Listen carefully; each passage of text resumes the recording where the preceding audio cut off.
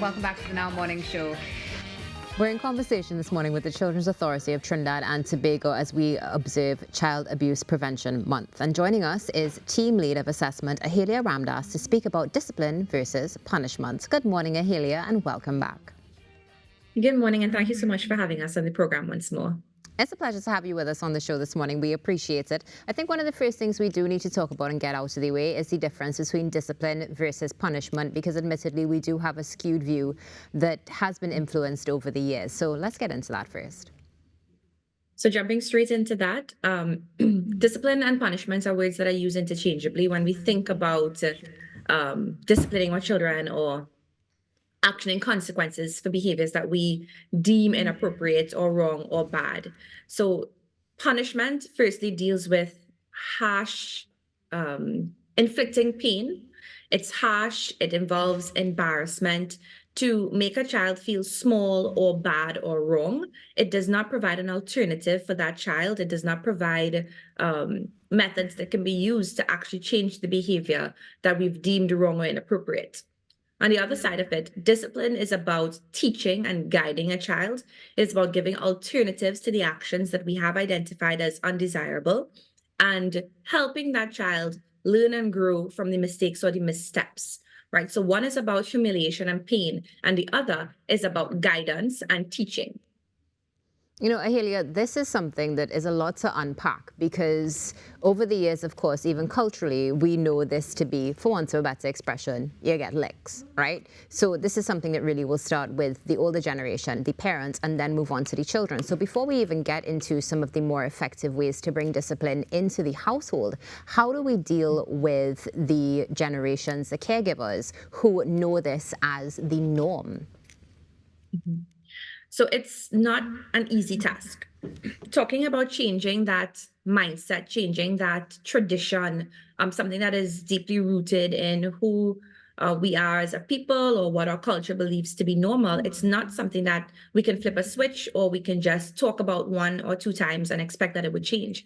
It involves work on the part of the older generations to firstly acknowledge that something they know to be normal and something they know to be the right approach may not be. So it's acknowledging first that, hey, maybe this is wrong, maybe we need to learn something new, and then putting themselves in the space or the places where they can learn something new. Learn that, like most everything else in society, parenting is evolving, that the children that we parent today are not the same as they were when they were children, as we were when we were much younger. You know, they're facing a lot.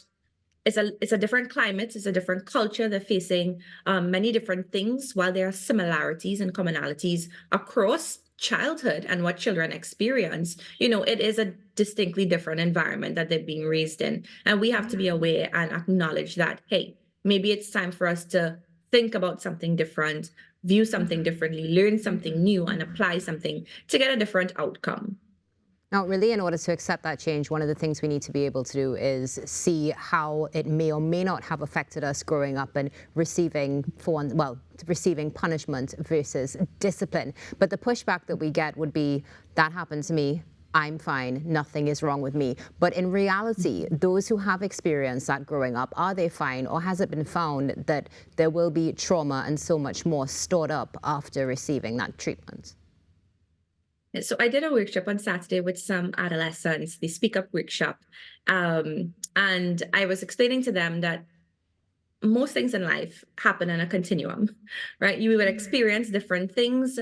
At some point in our lives, we'll all go through and experience things. And how we experience it may vary from very mild to very severe. Right. And there are those who walk among us of the older generations who may have had mild punishment. They may have had the occasional spank or, you know, the occasional tap. And they've grown with that idea that this is normal because when my parents did it to me, I changed my behavior. I turned out okay, not appreciating that there were likely other factors involved in why a behavior change may have come about or how they viewed their missteps or mistakes. But then there are those who walk among us who would have experienced punishment that was much harsher, that we can label as abuse, right? So getting that uncontrollable licks, being slapped or tapped out in public in front of others, being spoken down to, shouted at, cursed at, all of these things. And what that does is that changes the way that an individual thinks or views themselves. So it's tied to their self image, their self worth, their self confidence. It changes the way that they actually then carry about themselves and their behavior. So they've learned that this is the appropriate way or this is the right way, and they continue to perpetuate those behaviors. They do not anticipate that maybe they've developed challenges in their relationship with their parents or other caregivers. There's a lot of friction, there's not much trust, and they don't really associate that with the way that they were treated or disciplined. But it's likely that that may have been a root cause, because one of the things that harsher punishment and abuse does is that it erodes that trust in the adults in your life that have perpetrated these behaviors against you, and then it causes you to approach life and approach other relationships with distrust as well. And so we walk around thinking we're fine, not understanding that some of the ways that we approach relationships with other adults, with children, with authority, may be skewed based on how we view those early relationships with our parents. And again, tied to how they chose to speak to us, how they chose to discipline us, how they chose to treat with issues or communication challenges that popped up within the home. So the way that we communicate may be a direct result, maybe, I say may, because again, there are so many other factors like social support, like your inbuilt resilience, like your own abilities and traits that may have carried you through or may have helped you learn differently or approach life differently. But for many, it's still tied to how communication occurred during their early childhood years, how discipline or rather punishment was meted out to them, and how they approach their new relationships now. Would it be fair to say, in addition to that, that emotional regulation in adulthood could also have been affected by being abused as a child growing up? Yes. So if you're operating within a system that does not have structure, that is not to provide you with a routine, that does not give you that sense of safety and security, that does not approach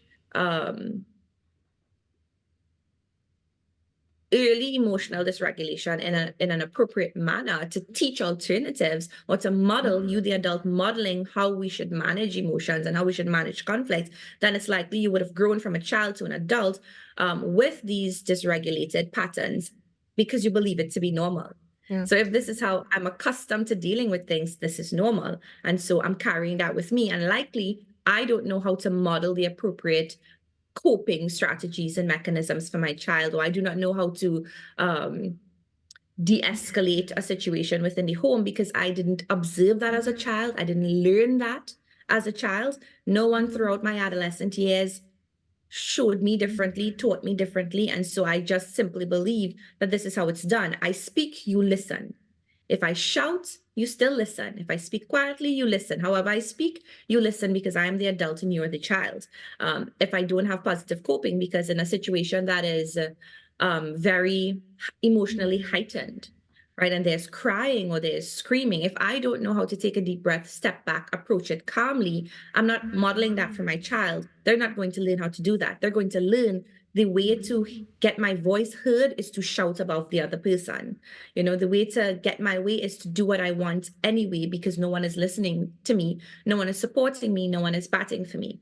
And, you know, again, I want to say to the viewers this morning and those that might be listening, we're talking about these situations, but of course, this is not a one size fits all. It does not apply to every single circumstance. You know, there are so many other factors that play into who you would have developed into as an adult, or how you would have changed over the years and how you would have approached things differently over the years. So I'm not saying every single person who have experienced this type of childhood would necessarily be struggling with this. Some may have gotten to that point where they had some interaction or they picked up some bits of knowledge along the way that caused them to do some introspection, look at themselves and say, hey, maybe I need to approach this differently. Or maybe it's just the hurt of what they experienced motivating them to say, hey, I'm not going to do this. I'm not going to carry this through for my children and for my grandchildren. So I'm going to change. Some people have that ability to pull it out of themselves by themselves, and some people require that assistance from others. And so it's so many different factors, like I keep saying, that can change the trajectory and help move persons from this place of despair or dysregulation, to a healthier, more positive space where they're modeling and teaching different behaviors for their children. Now, speaking about modeling and different behaviors, let's shift a little bit culturally and in conversation to positive parenting. Exactly what is it and how can we implement it?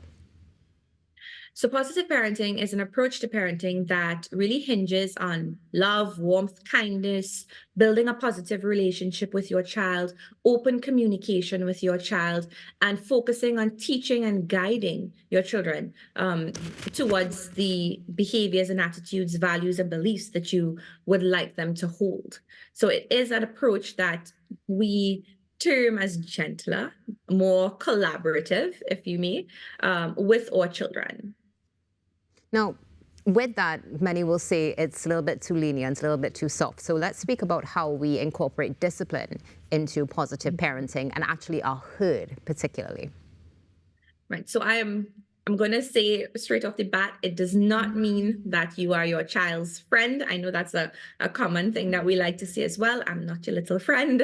It doesn't mean that you're being friends with your children, because within positive parenting, there's also discipline, right? The focus is on explicitly teaching your children these are the appropriate behaviors or the desired behaviors or actions.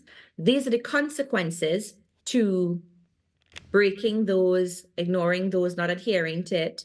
And this is what's going to happen if you do the things that you're not meant to do, right? So it's about explicitly teaching ahead of time, giving the alternatives. When it comes to consequences, which is, the result of infractions, then it's also about saying, hey, these are the possible things that can happen. Yeah. Which one do you prefer today? Because it's not about not giving it at all. It's about clearly explaining, clearly setting the rules, the boundaries, having that discussion and incorporating them, letting them be a part of it to know that, hey, this has to happen. What's important is for parents to know that you have to follow through. So you can't just say, these are the infractions, these are the possible consequences. And then when it rolls around, you feel sorry for your child, or you think, not today, maybe I'll wait until next week, until after they've had this particular treat or after they've done this particular activity. It's important that when we're talking about discipline, that parents understand that for discipline to be effective, you have to be consistent. So you have to follow through. You have to be consistent. It needs to be done in a time sensitive manner. So the infraction can't occur today. And then 2 weeks down the line is when you are trying to enforce a consequence, because the child is not going to associate that with the actual behavior that they've done, right? So it needs to be close in proximity time wise, and it needs to be appropriate. So we can't decide no TV for the whole month because you've spilled a cup of juice, right? That consequence is way overblown for spilling a cup of juice. So it also has to be matched to what the actual infraction is. It needs to be developmentally appropriate. So we need to understand that younger children, toddlers, very young children, they may spill, they may break things, right? And it's an opportunity for them to teach them how to be more careful, teach them how to be more mindful and being careful with others' property and things. But it doesn't necessarily equate to a consequence, because young children learn through moving about their environment and running and jumping and climbing. So we can't punish behaviors that are developmentally appropriate. Yes, we have to also be mindful of our expectations as adults. Do we need to adjust what our expectations for what is considered good behavior is according to how old our child is and the stage that our child may be in at that time? Also being aware of children who have developmental delays, developmental disorders, mental health concerns. We have to manage our expectations and what they can actually give to us in a situation, and be mindful of that when we're applying consequences. It doesn't mean that we don't apply consequences. It just has to be developmentally appropriate. Yes. Well, Ahelia, thank you so much for joining us this morning. It's been a pleasure. Looking forward to chatting with you again soon.